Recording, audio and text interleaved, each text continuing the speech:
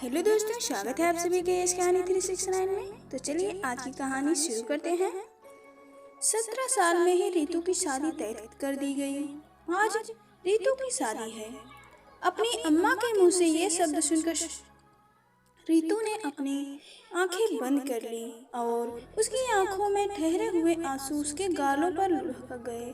जवानी की दहलीज पर खड़ी रितु को समझ नहीं आ रहा था कि चंद दिनों में उसके साथ क्या हो गया था। उसने अपने हाथों को देखा जिनमें उसने भारी भारी किताबों की ख्वाहिश की थी। उन किताबों की जगह उन हाथों में भारी सा चूड़ा था और उसके मेहंदी से भरे हाथ इस बात की गवाही दे रहे थे कि उसके सपनों को रौंदा जा चुका है। तभी उसकी अम्मा देवकी का हाथ उसके गालों पर आया और वो उसके आंसू पोंछते हुए बोली, ना मारी लाडो, इस समय तुझे रोने का भी हक ना है। अगर किसी ने तुझे यूं रोते हुए देख लिया तो इस घर में तूफान आ जाएगा। मैं तेरे हाथ जोड़ती हूँ, चुप हो जा। रितु ने अपनी अम्मा की तरफ देखा और कुछ बोलने के लिए मुंह खोला कि तभी एक छोटी सी लड़की उस कमरे में दाखिल हुई और देवकी से बोली, ताई, जीजी का बुलावा आ गया है। देवकी ने झट से अपने आंसू पोंछे और रितु को उठाते हुए बोली, चल लाडो, नहीं तो तेरे पापा यहाँ आने में देर न लगाएंगे। रितु ने अपने चेहरे पर लंबा सा घूंघट डाला और उसके बाद रितु किसी कठपुतली की तरह अपनी अम्मा के साथ चल दी। बाहर शादी का मंडप लगा हुआ था जहाँ एक 35 साल का लड़का बैठा हुआ था जिसका ध्यान आग से उठ रही लपटों पर था। शायद उन्हीं की तरह उसका दिल भी चल रहा था। रितु की आंखें एक बार फिर नम हो गई। घूंघट के अंदर किसे पता चलना था और इसी के साथ देवकी ने उसे उस लड़के के पास बिठा दिया। रितु के मंडप में बैठते ही उस लड़के के हाथों की मुट्ठियां भींच गई और उसने एक कहर भरी नजर रितु पर डाली और फिर से सामने की तरफ देखने लगा। कुछ ही घंटों में शादी निपट गई और लड़के और लड़की के घर वालों ने भी चैन की सांस ली और देवकी ने ऊपर की तरफ देखकर हाथ जोड़े और मन ही मन बोली, मेरी बच्ची जो आज कल तक चिड़िया की तरह चहक रही थी इस समय खामोश बैठी है। उसी शक्ति देना भगवान कि वो ये सब सह सके। कुछ ही देर में विदाई की रस्म हुई तो देवकी अपनी समधन के आगे हाथ जोड़ते हुए बोली, मारी लाडो बहुत ही छोटी है, उसका ध्यान रखना। वो औरत जिसने बहुत ही महंगी साड़ी पहन रखी थी उसका नाम गुड्डी था।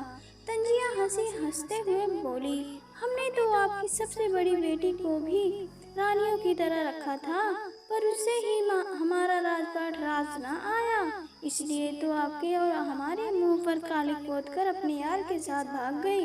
ये तो शेखर भाई साहब ने रितु का प्रस्ताव सामने रखकर दोनों परिवारों की इज्जत बचा ली, नहीं तो न जाने क्या होता।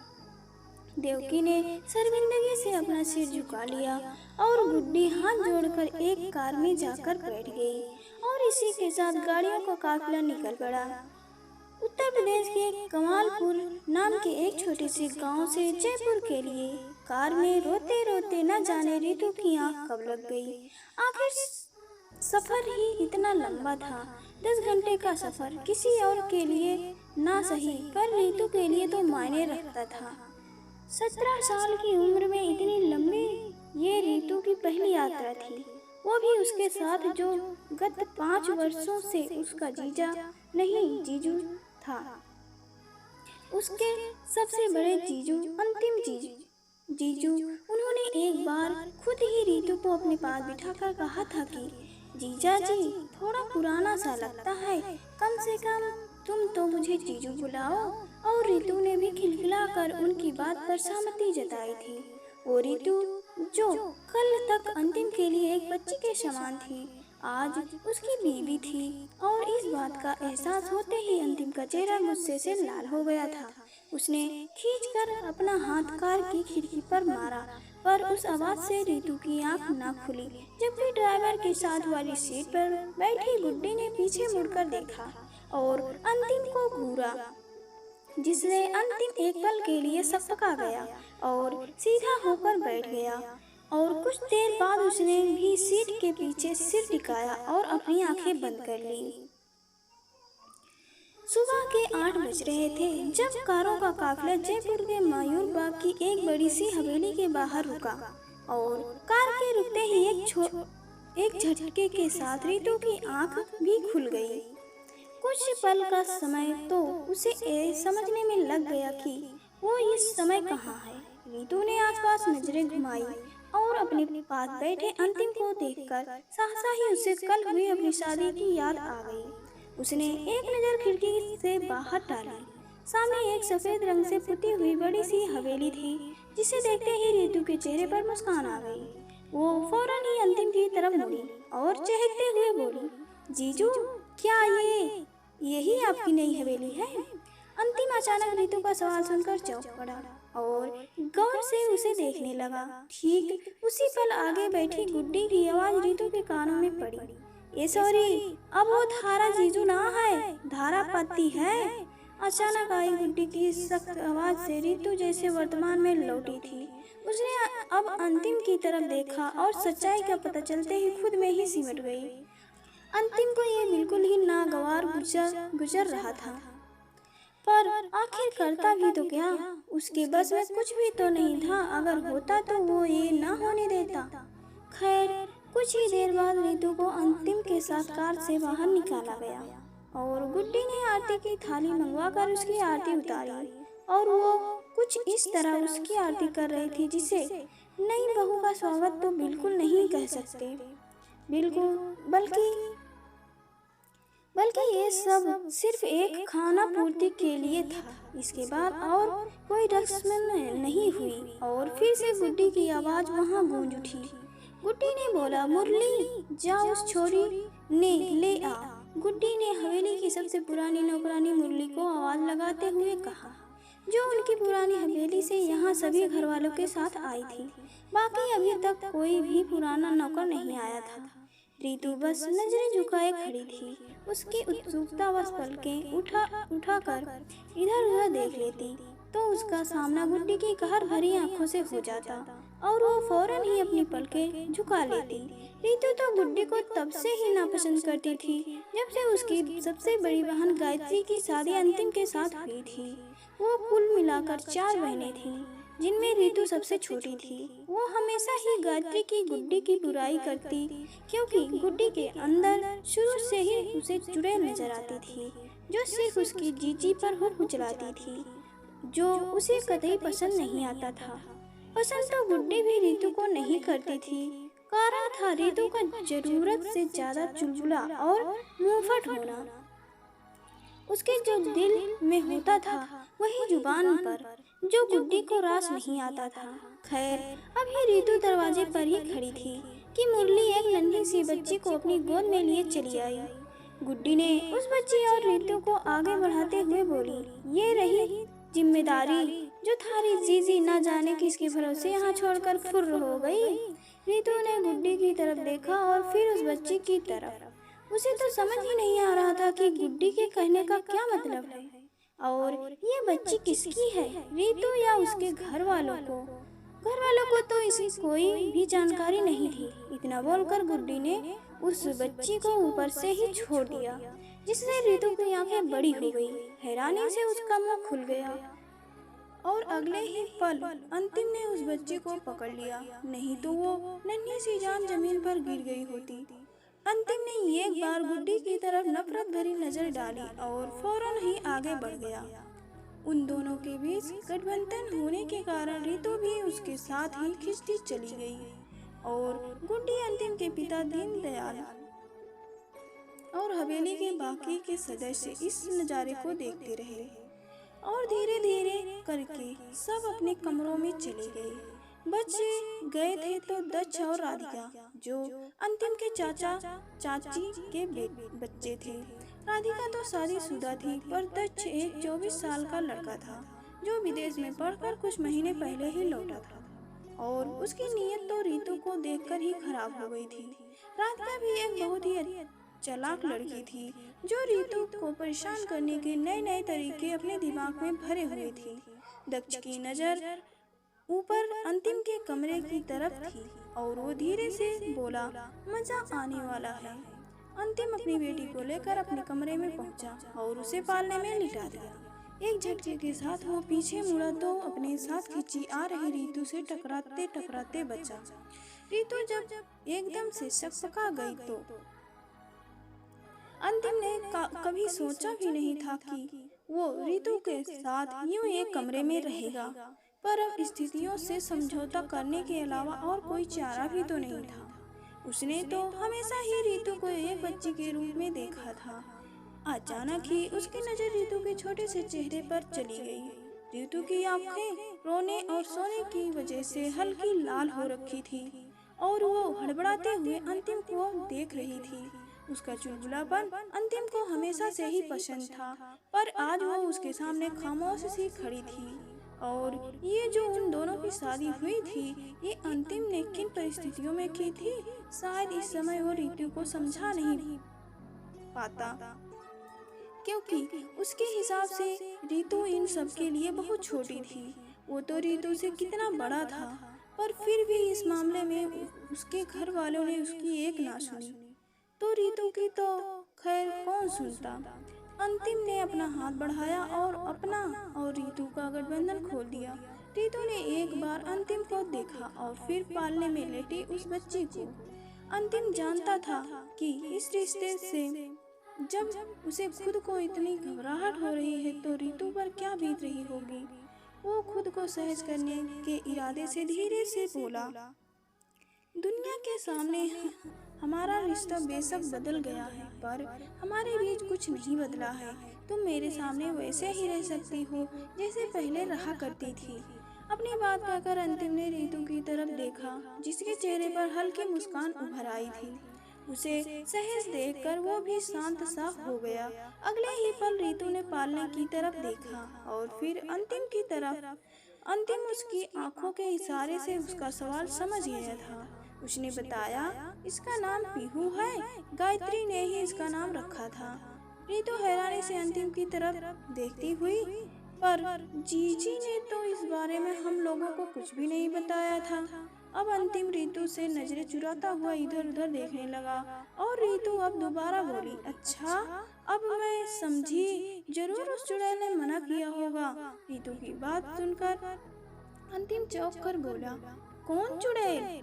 रीतू ने एकदम से अपनी जीभ निकाली और हड़बड़ाते हुए बात बदल कर बोली, ये कितनी प्यारी है जीजू, कम से कम आपको तो बताना चाहिए था।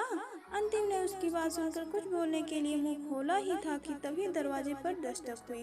अंतिम ने अपना मुंह बंद किया और जाकर दरवाजा खोला और 2 कदम पीछे हट गया। गुड्डी धीरे से अंदर आई और बोली, कुछ ही देर में नाश्ता तैयार हो जाएगा, तुम दोनों भी नीचे आ जाना। अंतिम ने गर्दन हिलाई तो उन्होंने रीतू की तरफ रुख कर लिया और बोली, ए सॉरी, धारी उस भगोड़ी जीजी की बेटी है, अब तू इसकी माँ है। ये तो धारे ऊपर है कि इसका क्या करना है। रीतू को सास की ये बात समझ नहीं आई तो उसने अंतिम की तरफ देखा, जो सिर झुकाए खड़ा था। गुड्डी उसकी नजरों का पीछा करते हुए बोली, इस छोरी से हमें कोई मतलब ना है। जैसे तू यहाँ आई है वैसे इसे भी 16 साल की होते ही यहाँ से रवाना कर दूंगी। मतलब है तो तुझसे, क्योंकि जो थारी जीजी इन 5 सालों में ना कर पाई, अब वो तुझे करना है। रीतू ने नासमझी के भाव से सास को देखा तो वो इतराते हुए बोली, थारे पास सिर्फ साल भर का समय है, हमें इस घर का चिराग चाहिए और ध्यान रहे कि छोरा चाहिए, छोरी ना। इतना बोलकर गुड्डी उस कमरे से बाहर चली गई और अंतिम के सामने रीतू इस तरह की बात सुनकर सर से गड़ गई। अंतिम को भी अजीब सा एहसास हो रहा था, इसलिए वो झिझकते हुए अलमारी तक आया और अपने कपड़े लेकर बाथरूम में चला गया। बोला, मैं नहाकर आधे घंटे में आऊँगा, तुम भी कपड़े बदल लो। अंतिम के बाथरूम में जाते ही रीतू ने एक लंबी सांस ली और बेड पर बैठ गई। रो रो कर आंखों में दर्द हो गया था और अपनी शादी के बारे में सोचते हुए उसने बेड के सिरहाने से सिर टिका लिया। करीब आधे घंटे बाद जब अंतिम नहाकर बाहर आया तो उसने बेड के सिरहाने से टिक कर सोई हुई रीतू को देखा। वो अभी भी दुल्हन के लिबास में ही थी। अचानक ही उसकी आंखों के सामने 12 साल की रितु घूम गई, जो पहली बार ससुराल से मायके आई अपनी जीजी के लहंगे की चुनरी ओढ़कर इधर उधर नाचती फिर रही थी। न चाहते हुए भी अंतिम के कदम रितु की तरफ बढ़ गए। उसके छोटे से चेहरे को देखकर मुस्कुरा उठा, पर फिर अचानक से अपनी माँ की बात उसके कानों में गूंज गई कि उन्हें हर हाल में इस घर का वारिस चाहिए। घबराकर अंतिम 2 कदम पीछे हटा और उसकी पलकें झिलमिला गई। रितु को देखते हुए सोचने लगा, कैसे वो इस बेचारी के साथ सब कर सकता है। अचानक ही दिल में एक दर्द सा उठा और वो मुड़कर सोफे पर जाकर बैठ गया। अगले ही पल उसकी आंखों से आंसू गिरने लगे और धीरे धीरे उसकी पलकें भारी होकर बंद हो गई थी। दोपहर से रात होने को आई थी, पर अंतिम और रितु नाश्ते के लिए नीचे नहीं आए थे और घर के बाकी सभी लोग गुड्डी को देखकर लंबी हंसी हंस रहे थे, क्योंकि ऐसा पहली बार हुआ था कि गुड्डी की किसी ने बात न मानी हो। गुड्डी की नजर बार बार ऊपर अंतिम के कमरे की तरफ जाती, पर दरवाजा था कि खुलने का नाम ही नहीं ले रहा था और गुड्डी गुस्से से आग बबूला हुए जा रही थी। गुड्डी ने फौरन ही मुरली को आवाज लगाई। मुरली! उसकी आवाज की तेजी देखकर वहां बैठा हर कोई हड़बड़ा गया और किसी न किसी काम में लगे होने का नाटक करने लगा। तभी मुरली भागी भागी आई और गुड्डी के सामने आकर खड़ी हो गई। गुड्डी गुस्से से तिलमिलाती हुई बोली, मारा मुंह के देख रही है? रात के खाने का समय हो गया है। जाकर अंतिम ने बुला कर ला। मुरली गुड्डी का आदेश मानकर गर्दन हिलाते हुए वहां से चली गई। मुरली ने अंतिम के कमरे का दरवाजा खटखटाया तो वो खुल गया और मुरली ने चौंकते हुए अपनी गर्दन दरवाजे के अंदर घुसाई और सीधे ही उसकी नजर बिस्तर पर फैल कर सोती हुई रितु पर चली गई। और फिर उसने दूसरी तरफ सोफे पर देखा, जहाँ पर अंतिम पीहू को अपने सीने से चिपकाए अधलेटा सा सो रहा था। एक ही नजर में मुरली ने कमरे का पूरा मुआयना कर लिया था और साथ ही रितु को देखकर उसका मुंह भी खुल गया था। वो धीरे से अंदर आई और उसने अंतिम को आवाज लगाई। 2-4 बार आवाज लगाने पर अंतिम ने धीरे से अपनी आँख खोली और मुरली को देखकर बोला, क्या हुआ? मुरली, छोटे ठाकुर, रात हो गई है। बड़ी बहू आपको और नई दुल्हन को खाने पर बुला रही है। अंतिम अपनी आंखें पूरी खोलते हुए बोला, ठीक है। मुरली इतना बोलकर वापस चली गई और अंतिम ने पीहू को पालने में लिटाकर रितु की तरफ देखा, जो अभी तक शादी के लाल जोड़े में सजी हुई सोई हुई थी। सिरहाने से सरक कर अब वो बेड के बीचों बीच में आ चुकी थी। अंतिम बाथरूम में जाकर फ्रेश हुआ और उसने रितु की तरफ देखा। उसे समझ नहीं आ रहा था कि वो रितु को कैसे जगाए। उसने 2-3 बार आवाज लगाई पर रितु पर जरा सा भी असर न हुआ। ऊपर से उसकी अस्त व्यस्त हालत देखकर अंतिम शर्म से उसकी तरफ देख भी नहीं पा रहा था। जब बीच में एक बार वो पीहू को रोने की आवाज सुनकर उठा था, तब उसने रितु पर ध्यान ही नहीं दिया था, पर अब उसका ध्यान जब उसकी हालत पर गया तो उसे वहां से नजरें हटानी ही पड़ी थी। खैर, उसने पास ही पड़ी हुई चादर रितु के ऊपर डाली और उसे और पीहू को सोता छोड़कर नीचे चला गया। घर के सभी लोग डाइनिंग टेबल पर बैठे उसका इंतजार कर रहे थे। अंतिम ने जाकर गुड्डी और दीनदयाल के पैर छुए और बोला, सॉरी माँ, थकान के कारण आँख ही नहीं खुली। गुड्डी उसकी तरफ देखकर हल्का सा मुस्कुराई और खुद उसे खाना परोसने लगी। अंतिम को खाना परोसकर उसने एक थाली लगाई और अंतिम के कमरे की तरफ चल पड़ी, क्योंकि अंतिम के नीचे आने से पहले मुरली से उसके कमरे का पूरा ब्यौरा ले लिया था और मुरली ने भी उसे बढ़ा चढ़ाकर रितु की हालत के बारे में बताया था। खैर, गुड्डी को रोकना अंतिम के बस में नहीं था, इसलिए वो अपना खाना खाता रहा। हालांकि उसने गुड्डी को तिरछी निगाहों से जाते हुए देखा जरूर था, पर कुछ भी नहीं कह सकता था। गुड्डी अंतिम के कमरे के अंदर आई और सीधा ही रितु की तरफ बढ़ गई, जो इस समय गधे घोड़े बेचकर सोई हुई थी।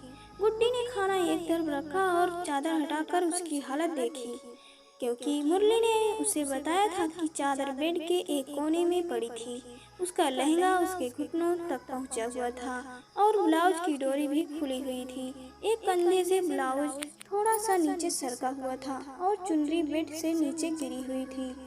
अपने बेटे को अच्छी तरह से जानती थी, ये उसका काम तो बिल्कुल नहीं था।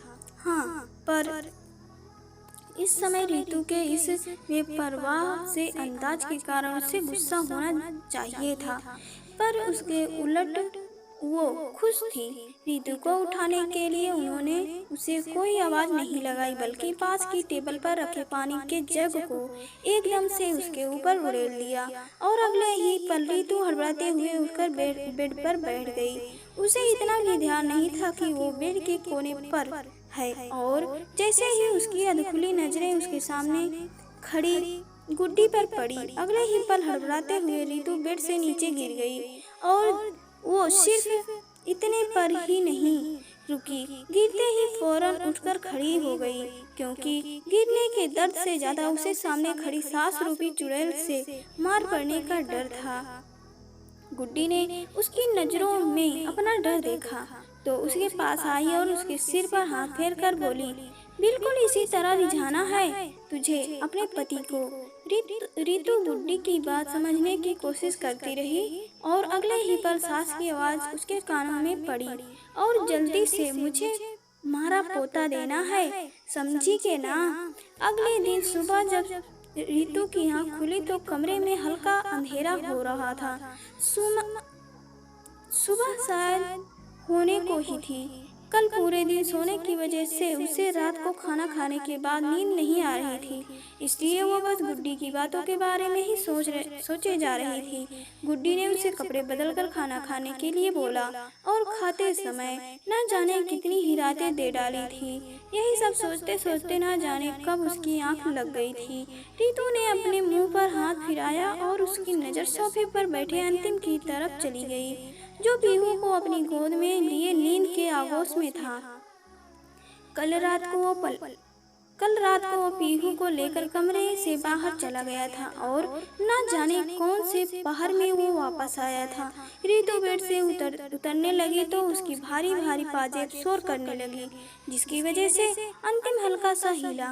रितु ने फौरन ही अपनी पाजेब निकालकर एक तरफ रखी और अंतिम की तरफ बढ़ गई।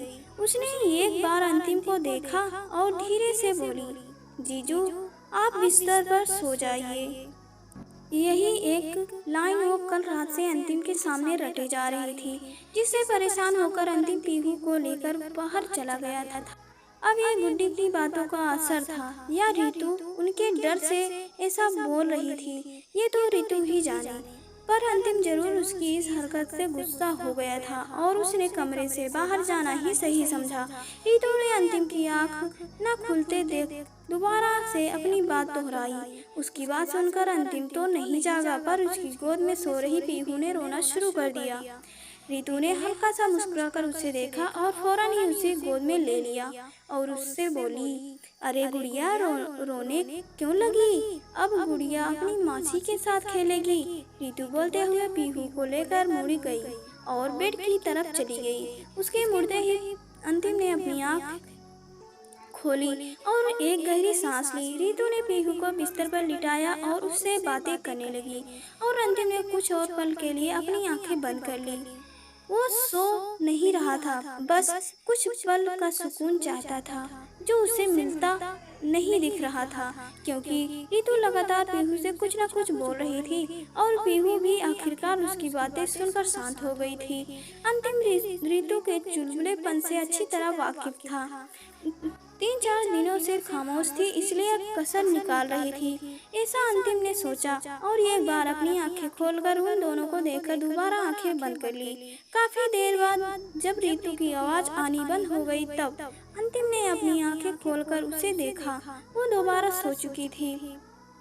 अंतिम ने गर्दन हिलाई और उठकर उन दोनों के पास आ गया। रितु तो सो गई थी, पर 3 महीने की पीहू उसके पास लेटी कुछ आवाज निकालते हुए अपने हाथ पैर चला रही थी। अंतिम ने उसे गोद में लिया तो उसे महसूस हुआ कि पीहू ने अपने कपड़े गंदे कर रखे थे। उसने एक बार सोती हुई रितु को देखा और नाक में गर्दन हिलाकर पीहू को बाथरूम में ले गया। कुछ देर बाद सब लोग नाश्ते की टेबल पर इकट्ठा थे। रितु को बहुत तेज भूख लगी थी। वो आकर अंतिम के पास खड़ी हो गई। अंतिम ने उसे बैठने का इशारा किया तो वो मुस्कुराकर फौरन ही बैठ गई। तभी उसके कानों में सास की तेज आवाज गूंजी, इस घर की औरतें मर्दों के खाने के बाद ही खाना खावे हैं। इतना सुनना था कि रितु ने अंतिम की तरफ देखा और धीरे से खड़ी हो गई।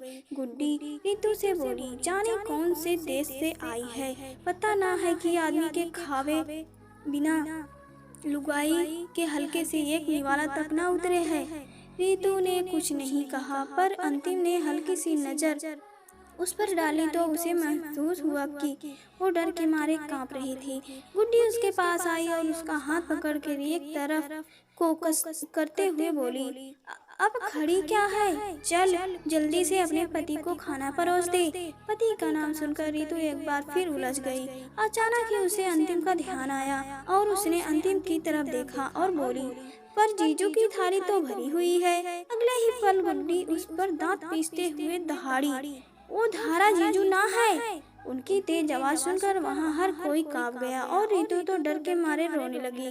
तो गुड्डी ने उसे डांटते हुए बोली, कल रात तो तुझे कितना समझाया था, पर लागे है एक बात ना घुसी थारे भेजे में। सुमन घबराते हुए भरे गले से बोली, ना ना नहीं, मेरा मतलब माँ, मैंने कल रात को जीजू, वो धारा जीजू ना है। गुड्डी की गुस्से से भभकती हुई आवाज दोबारा सबको सुनाई दी तो रितु के आंसू और तेजी से बहने लगे और वो बोली, आपके कहे अनुसार मैंने कल रात को, मेरा मतलब इनको बोला था कि मेरे साथ बिस्तर पर सो जाए, पर इन्होंने मेरी बात नहीं सुनी और गुड़िया को लेकर चले गए। उसकी बात सुनकर अंतिम ने अपने मुंह पर हाथ रख लिया और सबके होठों पर हल्की सी मुस्कान आ गई। गुड्डी का गुस्सा भी कम होता नजर आया तो रितु दोबारा बोली, आप इनको खुद बोल दो कि ये मेरे साथ बिस्तर पर इतने में अंतिम ने अपनी थाली सरकाई और खड़ा होकर रितु पर चिल्लाया, बस करो। उसकी तेज आवाज सुनकर रितु फिर से कांप गई और अंतिम वहां से अपने कमरे में चला गया और गुड्डी रितु की तरफ देखते हुए रसोई में चली गई। 2-4 दिन ऐसे ही बीत गए थे। अंतिम ज्यादातर घर पर ही रहता था क्योंकि उसे पीहू को संभालना पड़ता था। इतने दिनों में रितु को ये तो पता चल गया था कि जब से गायत्री इस घर को छोड़कर गई थी, घर से ही अपना काम कर रहा था। इसलिए जब पीहू सो जाती तो वो एसटीडी रूम में चला जाता था और अपना जरूरी काम निपटा लेता था। अंतिम जब पीहू की देखरेख करता था तब रितु सब कुछ अच्छे से समझने की कोशिश करती थी। ये गुड्डी की सीख में तो शामिल नहीं था, हाँ, पर रितु को एक जिम्मेदारी का एहसास जरूर हो रहा था क्योंकि इन 2-4 दिनों में उसने अंतिम को कई बार फोन पर एक कहते हुए सुना था कि वो पिछले 3 महीनों से ऑफिस नहीं गया है, इसलिए बहुत सारा काम अटका पड़ा है। रितु चाहती थी कि कम से कम वो पीहू को तो संभाल ही ले ताकि अंतिम अपना काम कर पाए और एक ही कमरे में रहते रहते पीहू को भी उसकी उपस्थिति का आभास होने लगा था। इसलिए रितु जब भी पीहू की तरफ देखती थी तो वो खिलखिला देती। गुड्डी की उल्टी सीधी ट्रेनिंग ऐसे ही जारी थी, पर अब रितु उनकी बातों को अमल में नहीं लाती थी। उस दिन अंतिम के गुस्से को देखकर वो बहुत डर गई थी और तब से अंतिम उससे बात भी नहीं कर रहा था, ना ही उसे रितु को डांटा था और ना ही कुछ कहा था। उसकी ये चुप्पी कई बार रितु की आंखों में नमी ले आई थी, पर वो अपने दिल का हाल कहे भी तो किससे। अंतिम और उसका रिश्ता सामान्य नहीं था और कोई दूसरा इस घर में था नहीं जो उसके हालात समझता। उसके तो छोड़ो, गुड्डी तो अंतिम के हालात भी नहीं समझती थी। ऐसे ही शादी को 15 दिन बीत गए थे। सुबह सुबह अंतिम की आंख पीहू के रोने की आवाज़ से खुली। उसने आंखें मसलते हुए पालने की तरफ देखा तो पीहू वहाँ नहीं थी। आवाज़ की तरफ उसका ध्यान गया तो पाया कि आवाज़ बाथरूम में से आ रही थी। वो उठकर बाथरूम की तरफ भागा कि तभी रितु पीहू को लेकर बाथरूम से बाहर आ गई। अंतिम रितु को ऐसे देखकर हड़बड़ा सा गया। वो शायद